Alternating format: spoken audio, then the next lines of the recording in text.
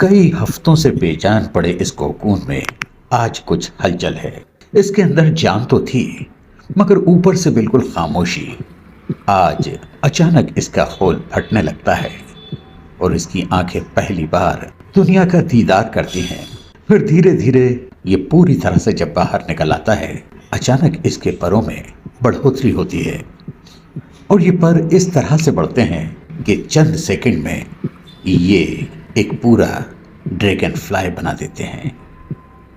जो चंद सेकंड पहले एक बेजान कोकून था, आज पूरी तरह से ड्रैगन फ्लाई बनकर बाहर उड़ जाता है।